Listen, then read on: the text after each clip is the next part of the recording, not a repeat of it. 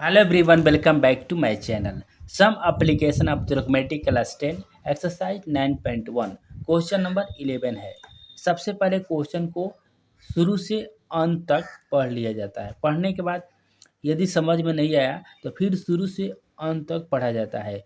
उसके बाद step by step पढ़कर सोल्यूशन किया जाता है। मैथमेटिक्स का यही मेथड होता है। तो सबसे पहले हम भी शुरू से अंत तक क्वेश्चन को रीडिंग करेंगे। तो रीडिंग कर रहे हैं। A TV tower stand vertically on a bank of a canal from a point on the other bank directly opposite the tower. The angle of elevation of the top of the tower is 60 degree from another point 20 away from this point on the line joining this point to the foot of the tower. The angle of elevation of the top of this tower is 30 degree. See figure 9.12. Find the height of tower and the within of the canal. ये जैसे ये question दिया NCERT book से है, हम आपको direct ये question दिखा दे रहे हैं। ये फिगर यही है, देखिए यही क्वेश्चन 11 है। इसी क्वेश्चन को हम क्या किए हैं, इसको राइटिंग किए हैं और इसी क्वेश्चन को अभी मैंने पढ़ा है। और ये फिगर है 9.12, अभी बताया गया ना 9.1 फिगर है। तो ए बी क्या है, कैनल है ना। ये कैनल की हाइट है और ये नहर की चौड़ाई, ये क्या है, नहर के किनारे पर ये स्थित है ना।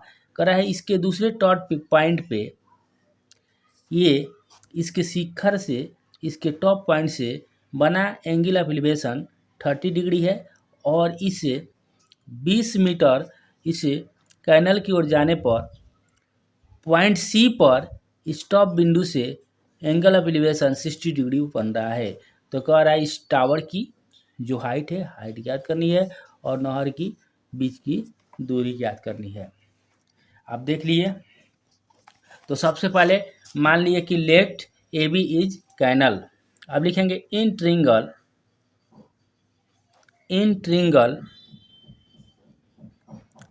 ले लीजिए ए बी सी। तो डायरेक्ट लगा दीजिए tan A B C, tan 60 degree यानी P बाई बी। तो P का वैल्यू क्या है, ए बी है और B का वैल्यू क्या है, बी सी है। tan 60 का वैल्यू होता है √3, ये हो जाएंगे A B divide by B C. तो मान के चलिए हमें बी सी निकालना होगा। बी सी इक्वल टू हो जाएंगे A B by √3। Equation first मान लेते हैं। अगेन फिर हम ट्रिंगल लेते हैं। In triangle A B D, तो इसमें हो जाएगा tan 30 डिग्री। ध्यान से देखिएगा। तो क्या होते हैं P बाई बी। तो P का जो वैल्यू है ए बी है और डिवाइड बाई B का वैल्यू क्या है, B से लेकर D तक। तो क्या हो जाएंगे 20 प्लस बी सी। यस और नो। अब देखिए तो ये 10 30 का वैल्यू हो जाएगा 1/√3 equal to A B by 20 plus B C. अब चलिए यहाँ पे डायरेक्ट क्रॉस मल्टीप्लाई करेंगे तो 20 plus B C equal to हो जाएंगे √3 ए बी। अब चलिए यहाँ पर डायरेक्ट लेते हैं, डायरेक्ट मान लेते हैं बी सी इक्वल टू हो जाएंगे √3 ए बी माइनस, ये प्लस है तो इधर आएगा तो minus B C equation second. अब लिखेंगे फ्रॉम 1 and 2, दोनों बी सी है। From 1 and 2। देखिए इसमें भी बी सी है, इसमें बी सी है, तो एल एच एस बराबर है तो आर एच एस बराबर हो जाएंगे। तो इधर से हो जाएगा A B by root three, यहाँ पे आ गया root three A B minus 20। ये हो जाएंगे ए बी इक्वल टू ये रूट थ्री डिवाइड में इधर है तो मल्टीप्लाई हो जाएगा, तो रूट थ्री मिलकर क्या हो जाएगा three A B minus 20 root three. आप चलिए इसको इधर कर दीजिए, इसको इधर कर दीजिए, यानी 20 रूट थ्री हो जाएंगे equal to three A B minus A B हो जाएंगे, या 20 रूट थ्री इक्वल टू हो जाएंगे 2 ए बी हो जाएंगे कि नहीं। तो ए बी इक्वल टू ये डिवाइड हो जाएगा ना, ये कट जाएगा 10 मरतबा यानी 10 रूट थ्री। तो लिखेंगे ये निकल गया, टावर की हाइट निकल गया है ना।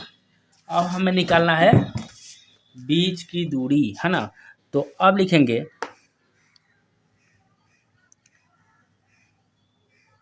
फ्रॉम 1, मान लीजिए हमें बी सी निकालना है। बी सी इक्वल टू दिया है, ध्यान से देखिएगा, बी सी इक्वल टू दिया है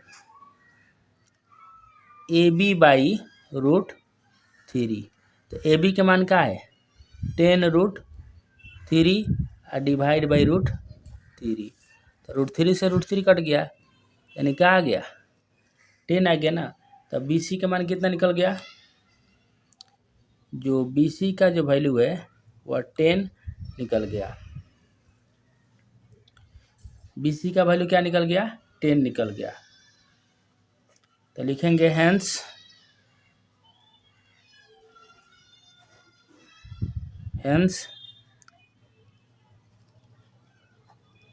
हाइट ऑफ कैनल यानी टावर इक्वल टू क्या माना गया है बी ए बी है ना, ए बी तो ए बी का जो वैल्यू निकल गया 10 रूट थ्री मीटर। एंड ये अभी निकल गया 10 मीटर, क्या निकल गया 10। उसके बाद से देखिए यहाँ पे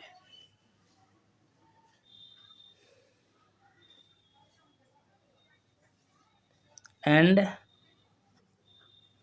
बी सी इक्वल टू निकल गया 10 मीटर।